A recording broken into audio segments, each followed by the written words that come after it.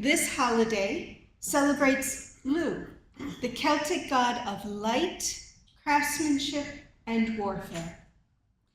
In Celtic tradition, the holiday originates with the funeral games that Lugh hosted in honor of his foster mother, Tailtu, who sacrificed herself clearing the forests of Ireland for agriculture. This is a time of year to honor endurance, sacrifice, and nurturing through the celebration of handmade items and harvest, thus blending the natural themes of both Lugh and Tailtu. For some of you, this is a familiar holiday. For others, you are hearing about it for the first time. So, let's begin with some introduction and discussion of terms in the realm of earth-based spirituality. The term earth-based spirituality is one which is used to encompass the widest level of traditions that look to the earth and the natural world as a source of hope and inspiration. This includes, but is not limited to, Wiccan, pagan, and native traditions. It also includes practices within Christian, Jewish, Muslim, and Eastern religions that seek to honor the natural world from within those traditions. Think of it as a very large umbrella with smaller umbrellas open underneath. One of those smaller umbrellas is the term pagan. The use of the term pagan has changed over time. Beginning in the 4th century of the Common Era, it was used by the Christian Church in reference to anyone who was not Christian, or in other words, the competition. From there, it evolved to mean anyone who was not from one of the main established religions. At its core, it refers to someone who believes in a pantheon of gods and goddesses.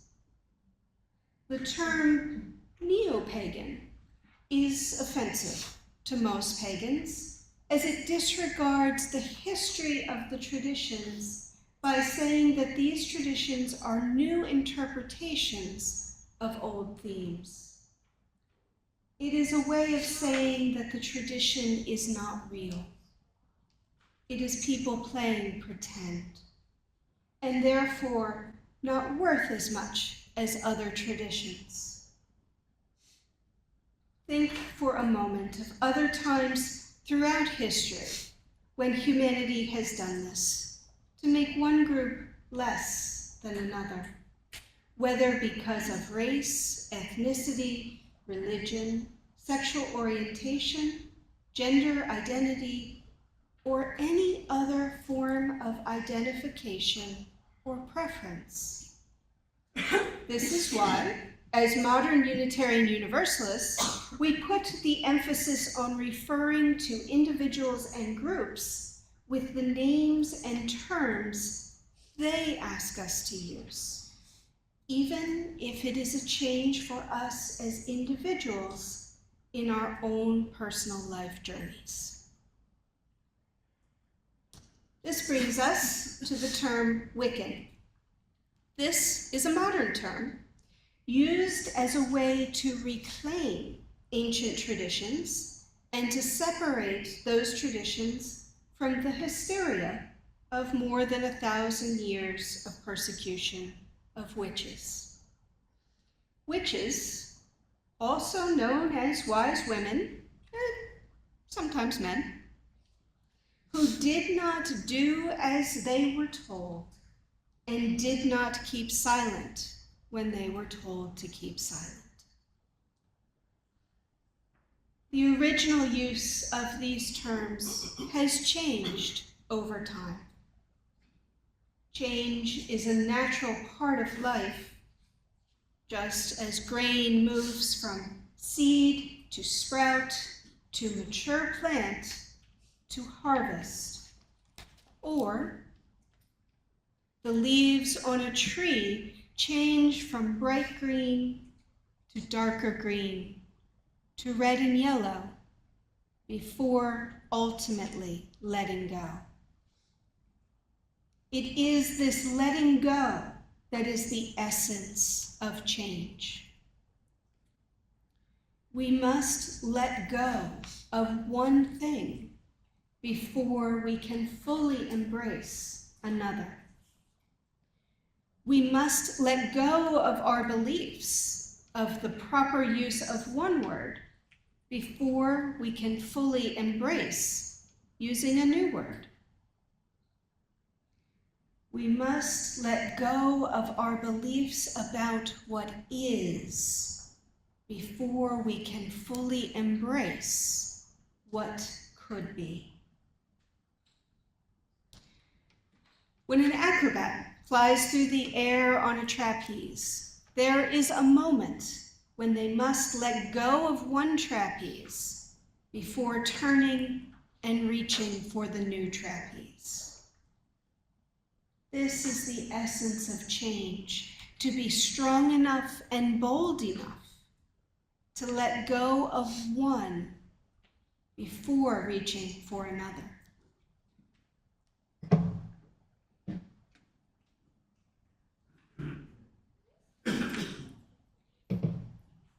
This community is no stranger to change. Founded in 1948, the church has seen many changes in not only itself, but in the country and in society in general. One of the most recent changes was selling the church on Center Street and moving forward into the unknown. Sometimes change is wonderful. It brings new blessings and moves us forward.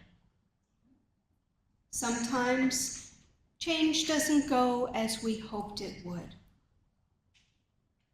When change goes as planned, it's relatively easy to embrace. But when it doesn't go as we hoped, it becomes more challenging. And this is when letting go becomes even more important.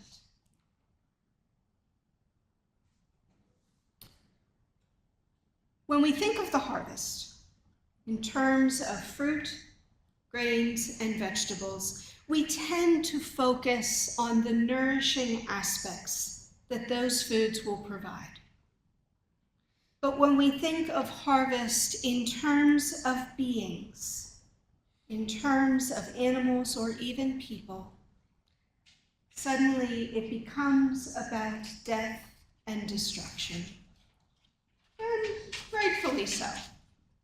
It's sort of a strange term to use for beings. But we have an opportunity to change our thinking on that. For the majority of those in this congregation, the wheel of life has turned to the time of harvest. But let us not focus on the ending of life that comes with harvest, but rather on the nurturing and growth that comes. With maturity comes wisdom. It is that same wiseness that was the root of Wicca, and the opportunity to pass on that wisdom. But in order to do that, it requires a certain amount of change. Change to be able to adjust from growing to giving, but also change to recognize that the world that will receive these gifts has changed. In simplest terms, we see this in the use of language. If we want someone to hear us, we must call them by the name that they ask us to use. If we want someone to listen to us, we must be willing to listen to them as well. These little changes are the seeds that become the mighty harvest. If we want this community to grow and to continue to exist in some form, then we must be willing to let go of the old trapeze, knowing that there will be a time of free fall before we can grab hold of the new trapeze. Change isn't easy, but it can be beautiful and miraculous. If nothing ever changed, how boring would life be? People drive hours each fall to look at the leaves, the red, orange, and yellow leaves. No one drives to look at the green leaves. We crave the excitement of change. And so, let us return to Lughnasadh. How do we celebrate this holiday aside from participating in sporting events, which, perfect timing, there's a world sporting event happening right now. As the holiday that celebrates the first harvest of grains such as wheat, corn, and barley, baking bread and sharing it with friends is incredibly important. Making corn dollies and cornucopia to decorate the harvest table. In earth-based spiritual traditions, colors play an important and symbolic role. The colors for Lughnasadh are red, orange, yellow, green, and brown. Each with their own meaning. Red symbolizes the sustaining life force within us. And incidentally, for those of you who may not be aware, red is also the traditional color of ordination. Orange symbolizes ripening fruits and vegetables. Yellow symbolizes the sun and the abundance of harvest. Green symbolizes fertility and growth. And brown symbolizes the earth and the grounding energy of harvest, especially that found in bread. For many of you who grew up in Catholic or Protestant Christian traditions, you may be feeling some similarities. In the Catholic tradition, there is a holiday called Lammas, or Loaf Mass, which is celebrated on August 1st, and involves bringing bread and other foods to Mass to have them blessed. In Protestant tradition, the festival of Harvest Home is often celebrated in August or September and follows many of the same traditions.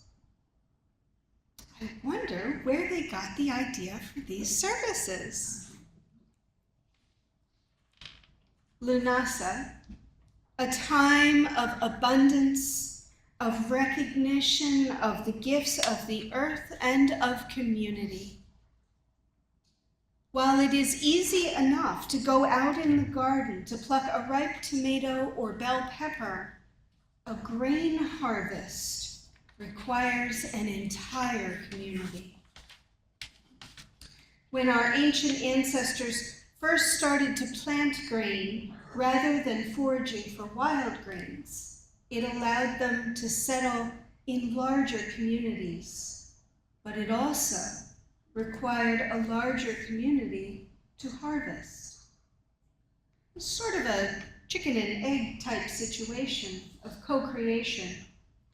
The agricultural cycle itself is representative of the importance of community and of the circular nature of life.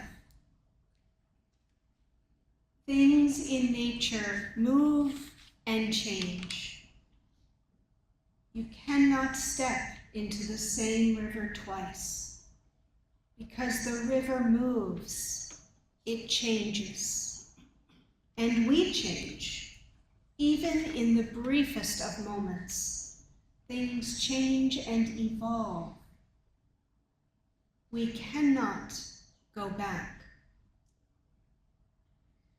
When we let go of one trapeze to turn and grab the next, it becomes impossible to turn around again and go back. We must keep moving forward to embrace the new possibilities that come with change. In the spring, new leaves sprout on the tree. They grow in summer, and in the autumn they change and let go. In winter, the tree rests, and then, in the spring, it again brings new leaves, brand new possibilities. It is not the old leaves that magically re-emerge, but new leaves that emerge. Change is the true miracle of life, perhaps even the meaning of life itself. To evolve into something new, but first, to be brave enough and bold enough to let go. Amen.